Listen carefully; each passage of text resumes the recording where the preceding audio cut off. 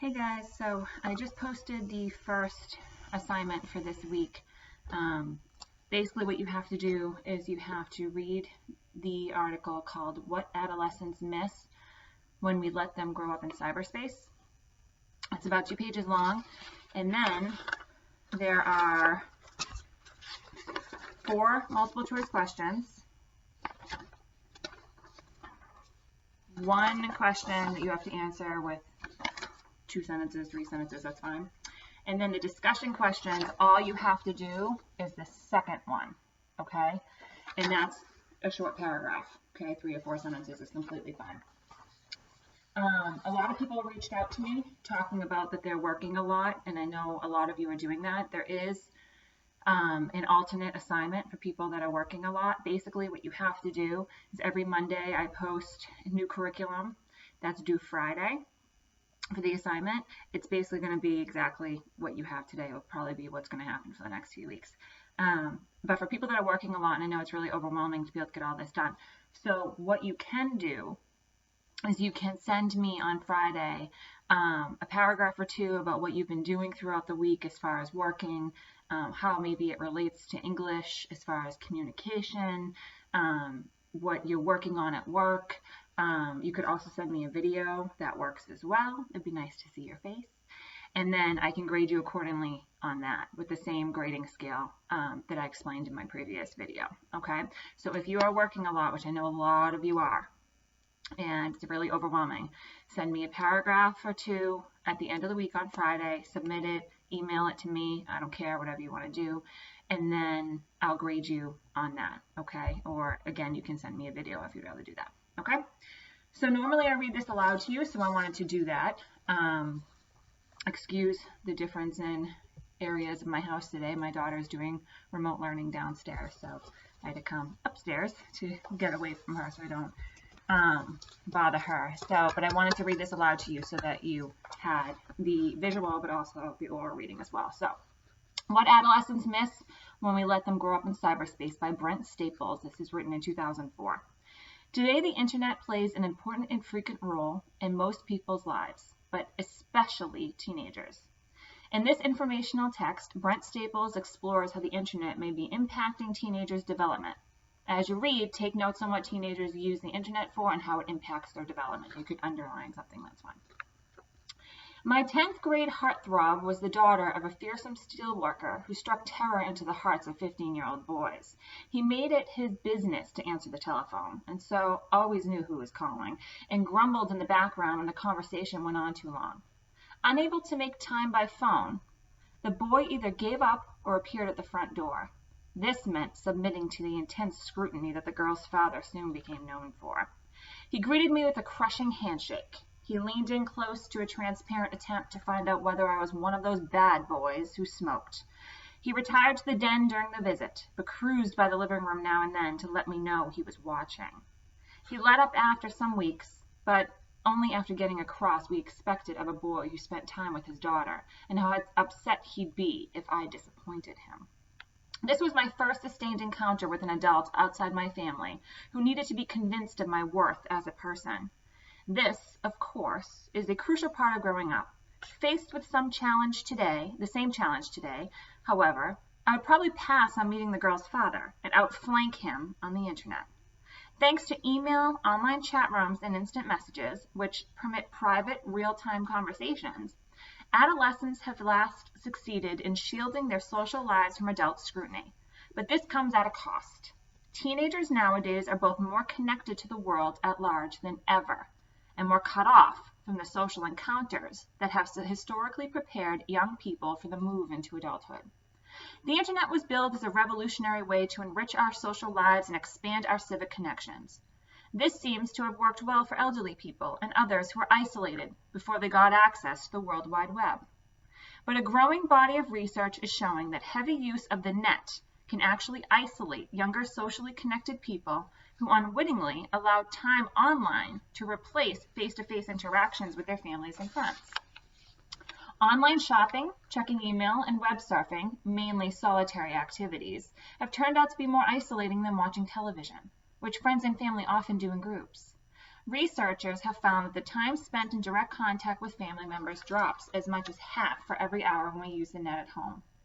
This should come as no surprise to the two career couples who have seen their domestic lives taken over by email and wireless tethers that keep people working around the clock. But a startling body of research from the Human-Computer Interaction Institute at Carnegie Mellon has shown that heavy internet use can have a stunting effect outside the home as well.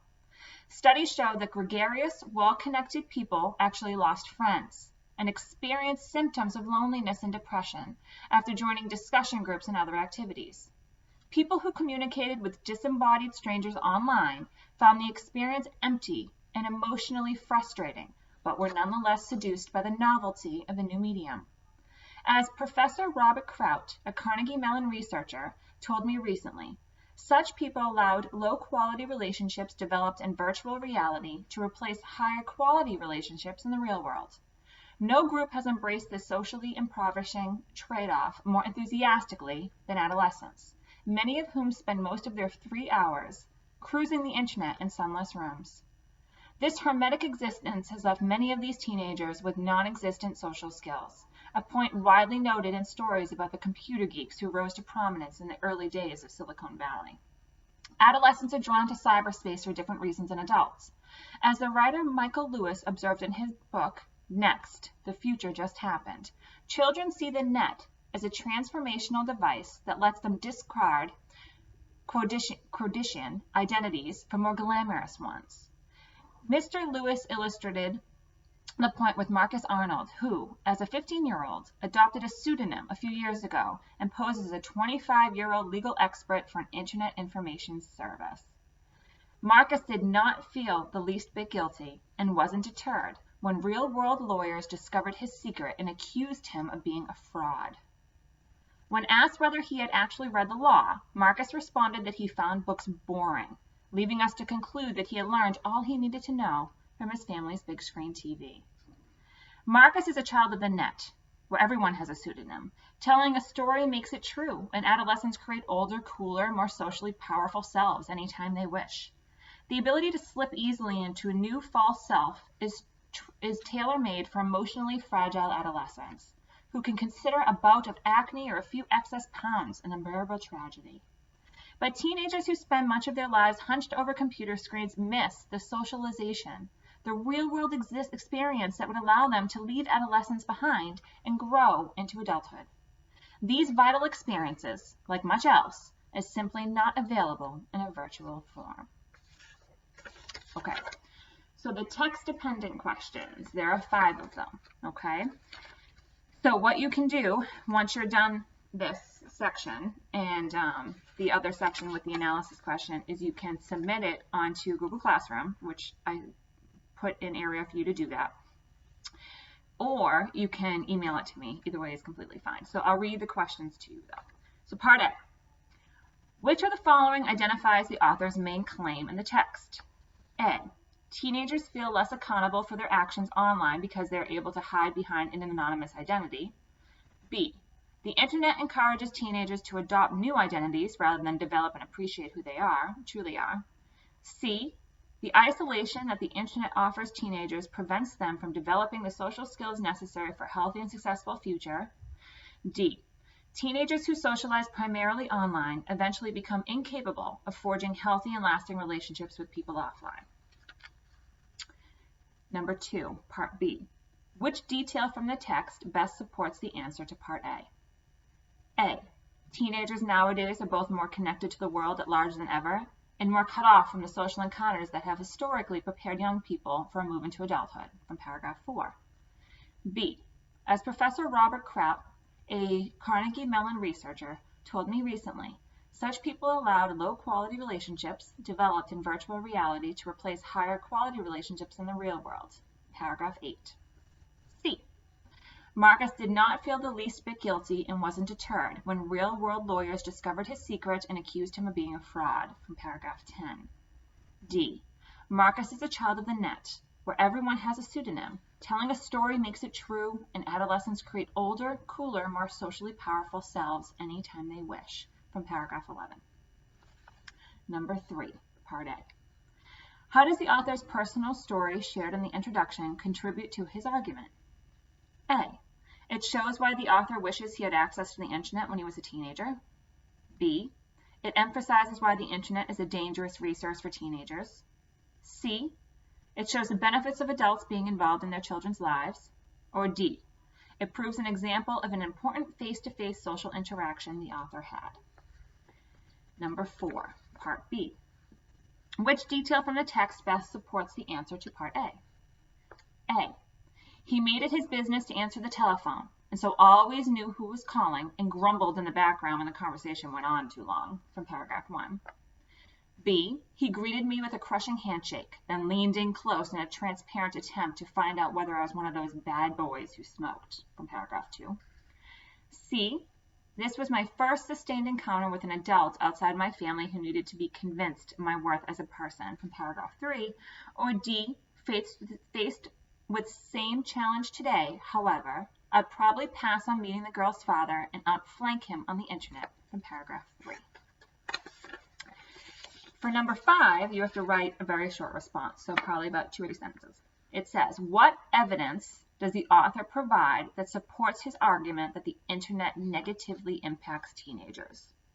You want to tell me what evidence that you found in the reading where the author states that the internet negatively impacts teenagers. Okay, so take a quote from what we saw, what we read, and then write that down and explain it. Okay. Now, for discussion questions, if you notice, I put squiggly lines between numbers 1 and 3.